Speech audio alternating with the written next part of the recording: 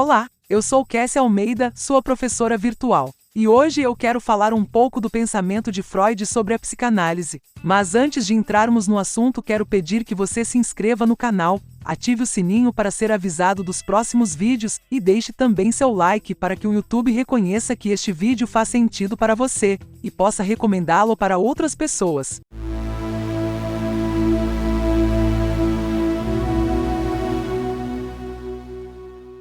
A psicanálise é um método de investigação da mente humana e dos seus processos, que eleva a mente para além das suas relações biológicas e fisiológicas. Para tanto, ela toma como objeto os processos mentais, emoções, sentimentos, impulsos e pensamentos que determinam os indivíduos. A história da psicanálise está relacionada com a figura de seu precursor, Sigmund Freud, de 1856 a 1939. Ao longo de seus estudos, Freud elaborou toda uma teoria psicanalítica que formou as bases para uma nova ciência, dotada de métodos próprios para a investigação dos processos da mente humana. Freud revolucionou o modo de compreensão do ser humano. Se opôs à tradição da modernidade, onde havia o apelo da razão como uma faculdade plenamente livre e consciente de suas escolhas e atos. O inconsciente e a psicanálise. A psicanálise traz a ideia do inconsciente como a parte mais significativa dos processos mentais, influenciando todo o modo de viver dos sujeitos. Para Freud, o inconsciente é constituído de desejos e pulsões, que reprimidos podem gerar efeitos nocivos à saúde psíquica do sujeito, neuroses.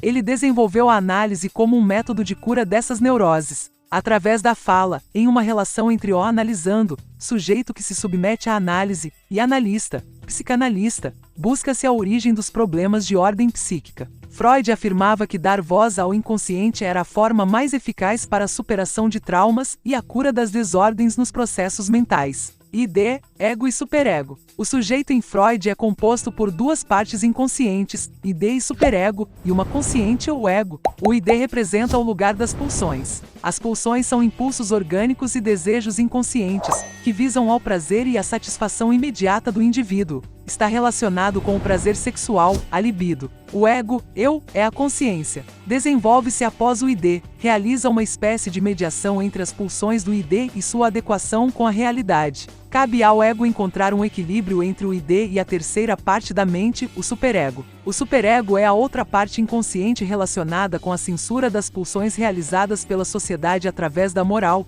da educação recebida pelos pais e os ensinamentos de como se deve agir ou se comportar. Essa estrutura cria uma representação do eu ideal, o superego. Super-eu impõe suas repressões ao ID. A infância na teoria freudiana. A pulsão pelo prazer é presente nos indivíduos desde muito cedo, e ao longo da infância vai se transformando. Freud constatou 3 fases da formação da sexualidade, chamadas de: primeira é fase oral, prazer pela boca, leite materno, mamadeira, chupeta e objetos. Segunda é fase anal, prazer pelo ânus, fezes, excreções, massas e produtos gelatinosos, se sujar, etc. Terceira é fase fálica ou genital. O prazer se estabelece nos órgãos genitais e zonas que os estimulam. Nesse período, desenvolve-se o chamado complexo de Édipo. O sujeito, como na tragédia grega de Édipo, deseja matar o pai e assumir seu lugar junto à mãe. Dentro desse processo, o ID desenvolve desejos incestuosos sobre o pai ou a mãe, gerando um conflito com a outra figura paterna ou materna.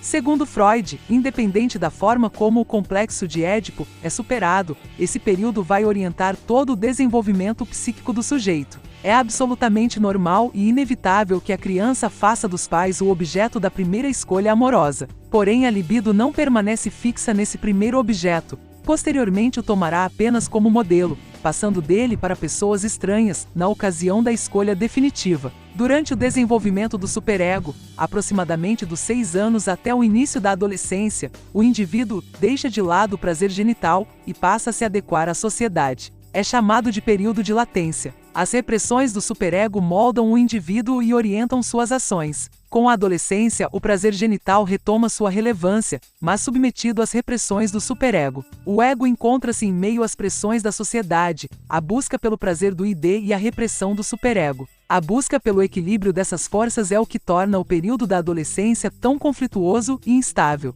Após a adolescência, o conflito entre essas forças se mantém, mas de maneira mais equilibrada. A psicanálise e os transtornos mentais. A psicanálise freudiana tem como base a relação do eu consciente e do eu inconsciente. Os diversos tipos de transtornos mentais decorrem de questões relacionadas ao inconsciente, possuindo algum tipo de manifestação. Em uma mente equilibrada, o ego recalca os impulsos do ideal ao mesmo tempo que impõe limites ao poder do superego. O desequilíbrio dessa função é a origem dos principais transtornos mentais, dentre eles a neurose e a psicose. Sobre a relação do eu consciente com as forças inconscientes que atuam sobre ele, Freud afirmou: o ego não é o mestre em sua própria casa. A neurose é uma forma que o inconsciente encontra para lidar com traumas e conflitos. A partir da impossibilidade de lidar com esses eventos, a mente produz efeitos observáveis que influenciam em maior ou menor grau a vida dos indivíduos. A psicose, por sua vez, distingue-se da neurose pela incapacidade do indivíduo perceber o que é e o que não é real. Desse modo, a psicanálise busca acionar, por meio da fala, as causas desses traumas e conflitos inconscientes através da interpretação.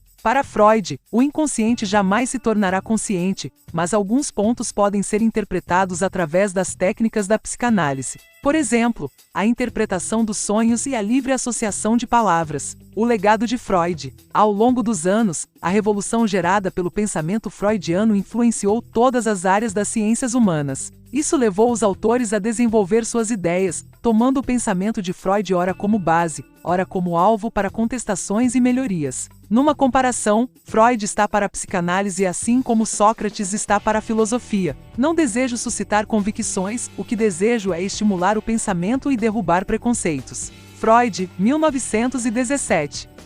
Se você gostou deste vídeo, não esqueça de deixar seu like, se inscrever no canal e ativar o sininho para receber as próximas publicações. Agradeço sua visita e até o próximo vídeo.